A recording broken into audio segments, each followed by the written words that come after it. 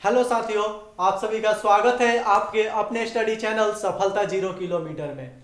सफलता 0 किलोमीटर में पिछले क्लास में हमने रीजनिंग का एनालॉजी टेस्ट टाइप 1 पढ़ा था और आज हम टाइप 2 पढ़ेंगे। तो चलिए फालतू की बात ना करते हुए सीधे मुद्दे पे चलते हैं। आज का पहला प्रश्न देखिएगा।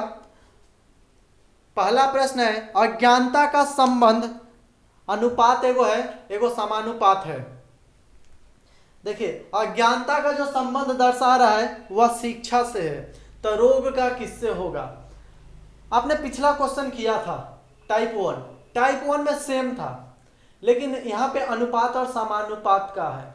ठीक है, यहाँ पे क्या बता रहा है, यहाँ पे जो अज्ञान और शिक्षा है, अज्ञान और शिक्षा, इसमें हम लोग तालमेल बैठाना पड़ेगा। किस तालमेल, किस स्टेटमेंट, किस मतलब हम कैसे इसका संबंध स्थापित कर रहे हैं, इस विषय को हमें देखना पड़ेगा।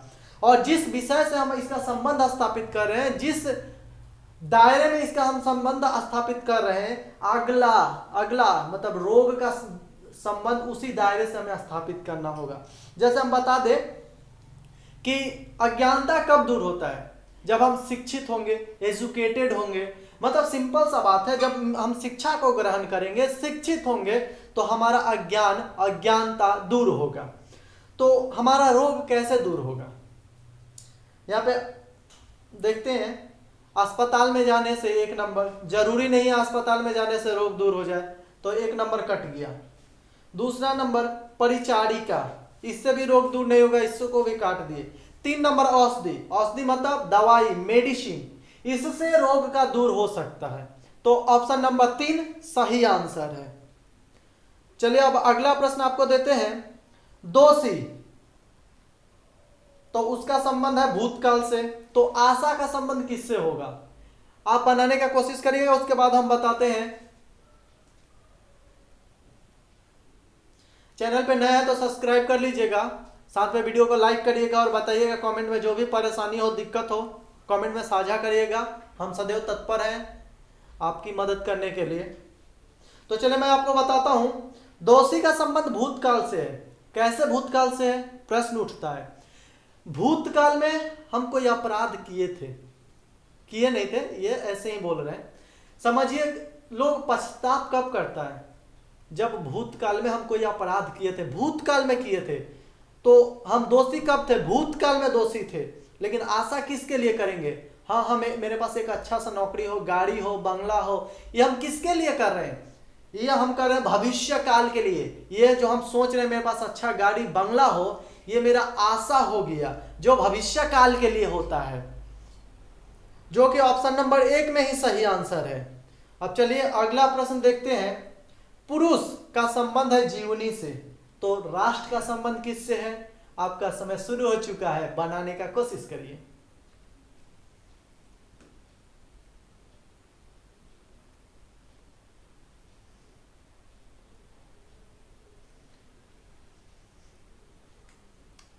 तो चलिए मैं आपको बताता हूं। देखिए, किसी पुरुष, महापुरुष होता है, जब कोई पुरुष, महापुरुष, इन लोग का क्या लिखा जाता है, कोई भी पुरुष हो या महापुरुष हो, उन लोग का जीवन का जो कथा होता है उसे हम जीवनी कहते हैं। जीवन का जो कथा, जैसे हो गया किसी का, मतलब किसी का लाइफ स्टोरी लिखा जाता है ना, तो वो उसको हम लोग जीवन का कथा बोलते हैं, उसको जीवनी बोलते हैं। तो एक राष्ट्र होगा, अगर उसका जीवन का कथा लिखा जाएगा, उसके जीवन को कथा को अगर कोई पढ़ेगा, तो उसे क्या कहा जाता है, उसे किसी राष्ट्र का सदैव कथा नहीं लिखा जाता, सदैव किसी राष्ट्र का इतिहास लिखा जाता है। चलिए अगला प्रश्न है। गाय का बछड़ा होता है, गाय का संबंध बछड़ा से है, तो शेरनी का संबंध किससे है। ये प्रश्न कल करवाया गया है और हम 100% दावे के साथ कह सकते हैं, इसका उत्तर आप ही दीजिएगा।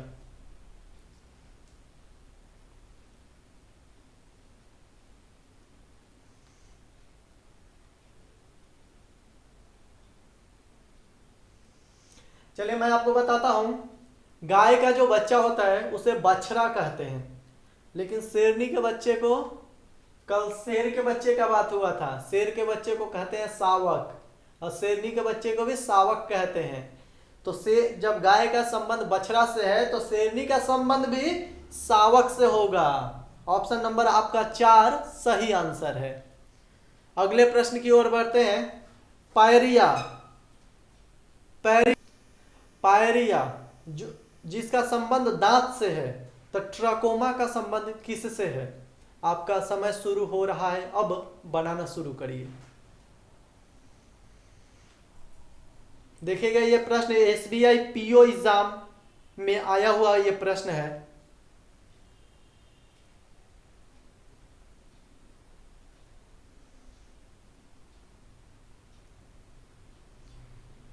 तो चलिए मैं आपको बताता हूं। अब पायरिया एक रोग है जो कि दांत में होता है। तो ट्राकोमा भी एक रोग है, जानते होंगे आप, जो कि आंख में होता है। तो ट्राकोमा का संबंध किससे होगा? आंख से होगा। ऑप्शन नंबर 4 में आपका सही आंसर है। अगला प्रश्न देखते हैं।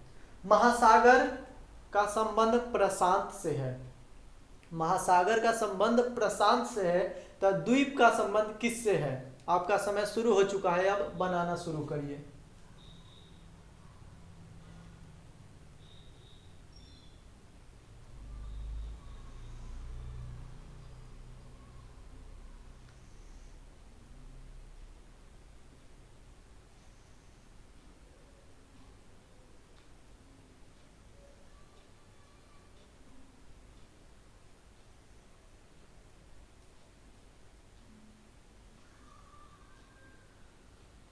चलिए मैं आपको बताता हूं। देखिए प्रशांत, महासागर का संबंध रखा है प्रशांत से। अब प्रश्न उठता है कि प्रशांत से ही क्यों रखा है? कोई अन्य महासागर से क्यों इसका संबंध नहीं रखा है? प्रशांत के जगह किसी अन्य महासागर का उल्लेख क्यों नहीं किया है?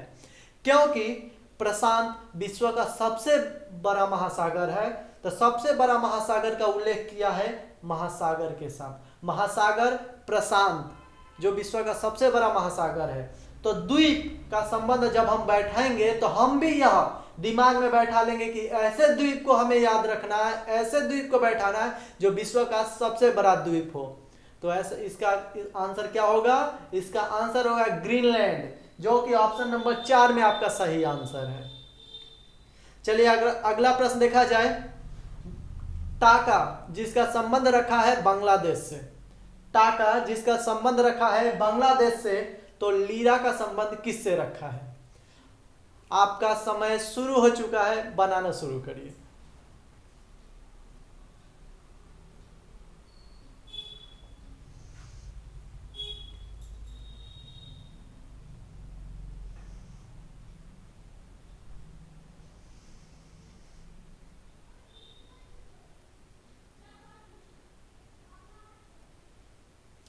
चलिए मैं आपको बताता हूं। भारत में क्या चलता है? पैसा में क्या चलता है भारत में? भारत में चलता है रुपया। वैसे ही बांग्लादेश में, बांग्लादेश का रुपये का नाम है टाका। बांग्लादेश में टाका। और जब बांग्लादेश का रुपया का नाम लिखा है टाका, जैसे टाका है तो टाका का संबंध रखा है बांग्लादेश से, मतलब बांग्लादेश में टाका चलता है, तो हमें भी ये ध्यान में रखना होगा कि लीरा, ऐसा लीरा जो रुपया है ये कौन सा जगह चलता है। तो लीरा आपको याद होगा, कभी कभी ये जिक्र होता है कि लीरा इटली में चलता है, जो कि ऑप्शन नंबर 2 में आपका सही आंसर है। चलिए अगला प्रश्न देखा जाता है। प्राचीन, तो इसका संबंध रखा है आधुनिक से, प्राय, तो इसका क्या होगा? चलिए बनाने का कोशिश करिएगा, उसके बाद मैं आपको बताता हूं।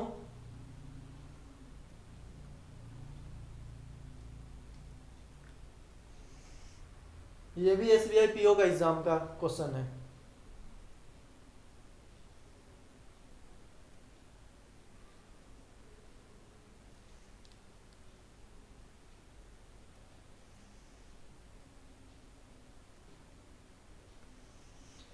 चलिए मैं आपको बताता हूं। प्राचीन मतलब क्या होता है इसका? पुराना। और आधुनिक, आधुनिक मतलब तत्काल, नया। तो प्राचीन का शब्द मतलब आधुनिक का विपरीत शब्द अपोजिट वर्ड प्राचीन रख दिया है, मतलब उल्टा शब्द ले लिया है। तो प्राय मतलब रेगुलर, इसका उल्टा शब्द क्या होगा? कभी कभी। जैसे हम प्रायः पूजा दिया करते हैं, हम प्रायः स्नान करके पूजा दिया करते हैं। तो कभी कभी मतलब कभी कभी हमसे गलतियां हो जाती है। तो एक जगह प्रायः रेगुलर हो रहा है, एक जगह कभी कभी हो रहा है, दोनों उल्टा शब्द है, एक दूसरे के विपरीत हैं। तो प्रायः का जो संबंध होगा वो कभी कभार से होगा, जो कि ऑप्शन नंबर 4 में आपका सही आंसर है। अगला प्रश्न देखते हैं, नदी का संबंध बता रहा है नहर से, तो उसी प्रकार हिम नदी का संबंध किससे दर्शाया जाएगा? आपका समय शुरू हो चुका है, बनाना शुरू करिए।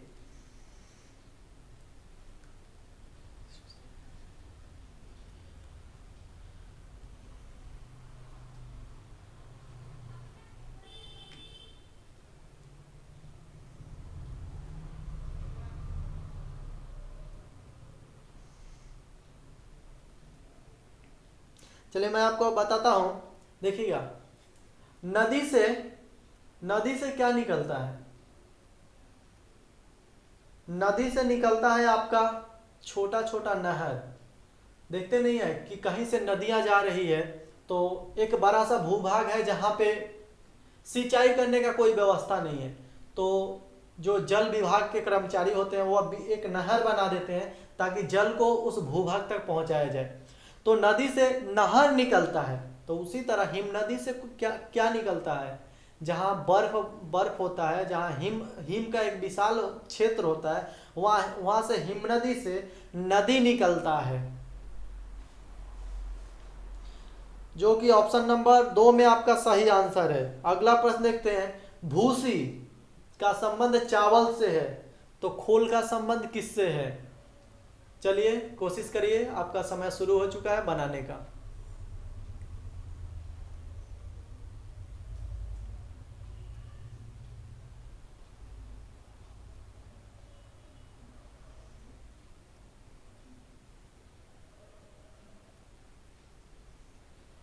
हम जितने भी प्रश्न को करवा रहे हैं कृपया कॉपी में नोट डाउन करिएगा, और नोट डाउन करके एक नोट तैयार करिएगा, क्योंकि हम प्रत्येक चैप्टर से एनालॉजी का पहला टाइप में करीबन 20 क्वेश्चन करवाए थे, आज 20 करवा रहे हैं। तो करीबन इसमें 4-5 टाइप होगा, जिसमें हम देखेंगे कि ज़्यादा से ज़्यादा क्वेश्चन आपको करवाएं, ताकि आपका प्रैक्टिस बेहतर रहे और आने वाले कोई भी एग्जाम में आप बैठे तो कोई भी प्रश्न क्यों ना हो, आप धुरंधर की तरह उस प्रश्न का छक्का छुड़ा दें और बेहतर नंबर से आप अपने आप को बेहतर साबित करें और कहीं भी।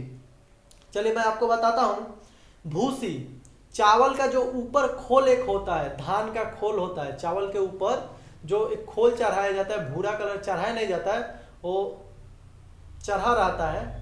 तो उसको जब हम धान उसको जब तो उस पर चावल के ऊपर खोल चढ़ाया रहता है तो उसे धान के नाम से जानते हैं। और एक भूसी का मशीन होता है जो भूसी अलग और चावल अलग कर देता है, मतलब उसके खोल को छुड़ाकर अलग फेंक देता है और चावल को अलग फेंक देता है। तो जो भूसी आता है उसको, उस खोल छूटकर साइड हो जाता है, उसे हम भूसी के नाम से जाते हैं। मतलब सीधा सा हम संबंध क्या बैठा पा रहे हैं कि चावल के ऊपरी परत को हम भूसी के नाम से जानते हैं। उसी तरह खोल किसका ऊपरी परत है हमें देखना है, तो खोल जो है वह अंडा का ऊपरी परत है, अंडा के ऊपरी परत को हम खोल कहते हैं। तो इस तरह हम देख पा रहे हैं कि खोल का जो संबंध है वह अंडा से बैठ पा रहा है, जो कि ऑप्शन नंबर 5 में है, और ऑप्शन नंबर 5 हमारा सही आंसर है। अगला प्रश्न देखते हैं, दूध का संबंध क्रीम से है, दूध का संबंध क्रीम से है, तो धान का संबंध किससे है? आपका समय शुरू हो चुका है, बनाना शुरू करिएगा।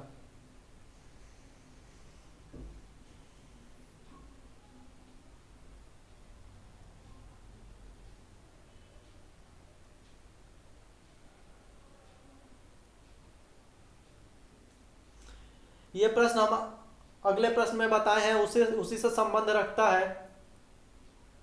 एक बार कोशिश करिएगा तो जरूर बन जाएगा। चलिए अब मैं आपको बताता हूं, दूध से हम क्या बनाते हैं? दूध से हम क्रीम बनाते हैं, क्रीम बनता है ना दूध से, उसी प्रकार धान से कुछ बनता है? जी सही, धान से चावल बनता है और ऑप्शन नंबर 1 आपका सही आंसर है। अब अगले प्रश्न की ओर चलते हैं। कब, समय, कब का संबंध समय से है, तो कहां का संबंध किससे होगा? कोशिश करिए, उसके बाद मैं आपको बता रहा हूं। वीडियो को लाइक करिएगा, चैनल पर नए हैं तो सब्सक्राइब का बटन दबा दीजिएगा, साथ में शेयर करिए, क्योंकि जितना ज्यादा जल्द से जल्द हम 1000 सब्सक्राइबर के करीब पहुंचे, और 1000 सब्सक्राइबर जब पहुंच जाएगा तो आपके मैथ के जो टीचर हैं वो भी आपको मैथ पढ़ाना शुरू कर देंगे। तो जल्द से जल्द चैनल पे 1000 सब्सक्राइबर पूरा किया जाए, ये आपका टारगेट है, इसे आप पूरा कर दीजिए, और हमारा टारगेट है जो टीचर पढ़ाएंगे वो शुरू कर देंगे, और हम तो पढ़ा ही रहे हैं आपको रीजनिंग। तो आपका मैथ क्लास जल्द से जल्द शुरू हो जाएगा, आप बस 1000 सब्सक्राइबर के करीब पहुंचाइए। डेली वीडियो को शेयर करिए, डेली रेगुलर वीडियो का शेयर करिएगा, रेगुलर आपका चैनल का सब्सक्राइबर ऑटोमेटिक बढ़ेगा, और उसके बाद चैनल का सब्सक्राइबर बढ़ेगा तो चैनल पे ट्रैफिक भी बढ़ेंगे, और साथ साथ पढ़ाने वाले जैसे जीके जीएस ये सब भी पढ़ाने के लिए आ जाएंगे, और करंट अफेयर भी पढ़ाने के लिए एक टीचर को हम बहुत जल्द बुला रहे हैं। तो इसके लिए आपको थोड़ी मदद करनी होगी, चैनल को सब्सक्राइब करिए, शेयर करिए। तो चलिए बताते हैं कि कब से किस चीज का बोध होता है, कब से समय का बोध होता है। तुमने इस काम को कब किया था? तो उत्तर आता है मैंने इस काम को 10 बजे किया था। तो कब से समय का बोध हो रहा है, तो कहां से किस चीज का बोध हो रहा है, कहां से स्थान का बोध हो रहा है, कहां से जगह का बोध हो रहा है, तो जगह को हम स्थान कहते हैं, जो कि ऑप्शन नंबर 2 में आपका सही आंसर है। अब चलिए अगले प्रश्न की ओर चलते हैं। बिल्ली, म्याऊ, बिल्ली का संबंध म्याऊ से है, तो घोड़ा का संबंध किससे है? चलिए आपका समय शुरू हो चुका है, बनाना शुरू करिए।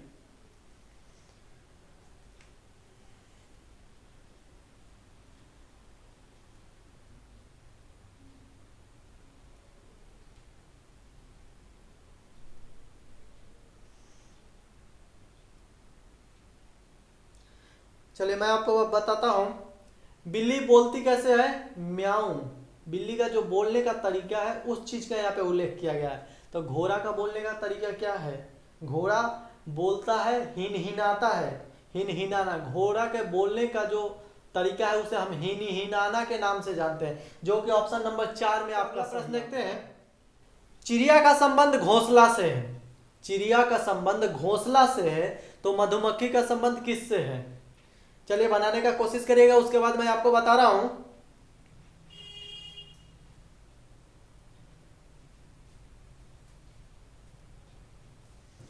चलिए मैं आपको बता रहा हूं। चिड़िया कहाँ रहती है? चिड़िया रहती है घोंसला में, तो मधुमक्खी भी कहीं रहती होगी। कहाँ रहती है? मधुमक्खी रहती है छत्ता में। देखिएगा गांव देहात में या कहीं भी शहर वगैरह में भी मधुमक्खी कहीं कहीं एक गोलाकार टाइप या अपने सुविधा के अनुसार एक आकार का वह रूप धारण करके बहुत से मधुमक्खी वहां पे लग जाती है, और बीच में एक मोम टाइप का छत्ता का निर्माण हो जाता है, तो उसी को हम लोग छत्ता के नाम से जानते हैं। तो मधुमक्खी रहती है छत्ता में, अम्ब्रेला वाला छत्ता मत समझ लीजिएगा, ये छत्ता है मधुमक्खी का छत्ता। तो मधुमक्खी उसमें रहती है, जो कि ऑप्शन नंबर 2 आपका सही आंसर है। अगला प्रश्न देखते हैं। नारियल का संबंध खोल से है, नारियल का संबंध खोल से है, तो पत्र का संबंध किससे है?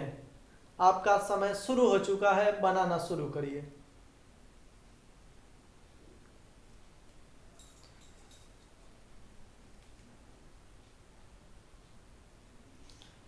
तो चलिए मैं आपको बताता हूं। नारियल के ऊपर क्या नारियल के ऊपर क्या होता है? एक कठोर, बोल सकते हैं कठोर, एक खोल चढ़ा होता है, मतलब खोल के अंदर नारियल रहता है, उस खोल के अंदर नारियल रहता है। तो जो पत्र है वह किसके अंदर रहता है? पत्र भेजने के लिए आप एक लिफाफा का प्रयोग करते हैं ना, ऊपर रहता है, लिफाफा के अंदर पत्र को डालते हैं, उसके बाद लिफाफा के ऊपर लिखते हैं कहाँ भेजना है, कौन जगह से पत्र आएगा, कौन जगह भेजना है, कौन भेज रहा है। तो पत्र का जो संबंध है वह लिफाफा से है। चलिए अगला प्रश्न देखते हैं। मोती का संबंध हार से है, मोती का संबंध हार से है, तो फूल का संबंध किस से है? आपका समय शुरू हो चुका है, बनाना शुरू करिए।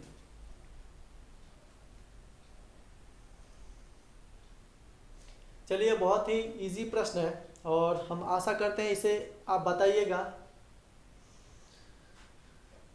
चलिए मैं आपको बताता हूँ। मोती, कई मोतियों को बनाकर, कल मैंने बताया था लेकिन उसका तालमेल कुछ और था, इसका कुछ और है। कई मोतियों को मिलाकर हार का निर्माण किया जाता है। देखते हैं, मोती का हार पहनते हैं, उसमें एक मोती नहीं होता, बहुत से मोती होती है। तो बहुत से मोतियों को मिलाकर एक हार का निर्माण होता है। तो बहुत से फूलों को मिलाकर किसका निर्माण किया जाता है? बहुत से फूलों का निर्माण, बाग का तो किया नहीं जाएगा, बाग में सिर्फ फूल होते नहीं और कुछ भी होता है। गुलदस्ता, एकदम सही। बहुत से फूलों को मिलाकर गुलदस्ता का निर्माण किया जाता है, जो कि ऑप्शन नंबर 3 में आपका सही आंसर है। अगला प्रश्न देखा जाए। बंदूक का संबंध सिपाही से है तो कैमरा का संबंध किससे है? आपका समय शुरू हो चुका है, बनाना शुरू करिए।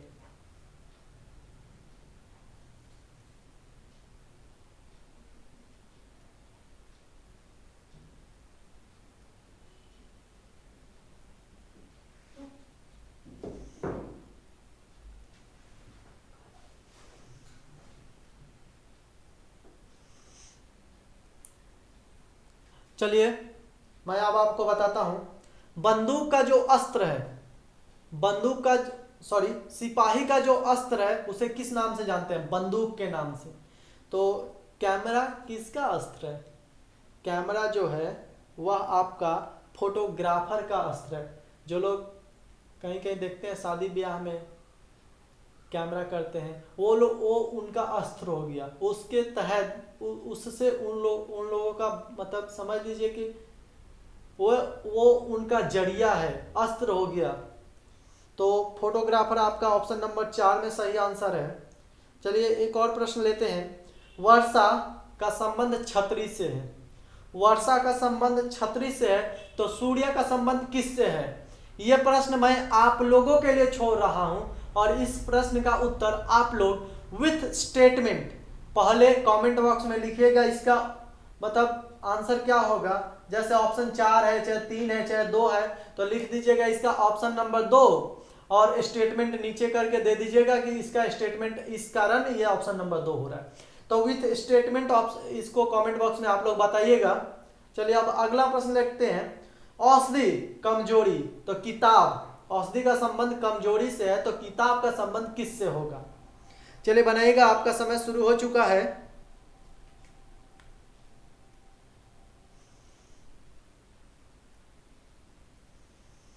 चलिए मैं आपको बताता हूं। कमजोरी किससे दूर होती है? कमजोरी औषधि से दूर होती है। तो किताब से कुछ तो दूर होता होगा। क्या दूर होता है किताब से? किताब से शिक्षक दूर होता है? एकदम गलत है, 1 नंबर एकदम बेकार है, होगा ही नहीं। तो 3 नंबर है ज्ञान, किताब से ज्ञान दूर होता है? ये भी बेकार है। 5 नंबर है रोग, ये भी बेकार है। 2 नंबर अज्ञानता, हाँ एकदम सही, किताब से अज्ञानता दूर होती है। किताब पढ़ेंगे तो ज्ञान होगा, तो क्या दूर होगा? अगर मुझे ज्ञान हो रहा है तो अज्ञानता एकदम दूर होगा। तो ऑप्शन नंबर 2 आपका एकदम सही आंसर है, टिक मार लीजिए। अगला प्रश्न है विनाश अग्नि, विनाश का संबंध अग्नि से रखा है तो प्रलय का संबंध किससे? शुरू हो चुका है समय, बनाना शुरू करिए, आज का अंतिम प्रश्न है।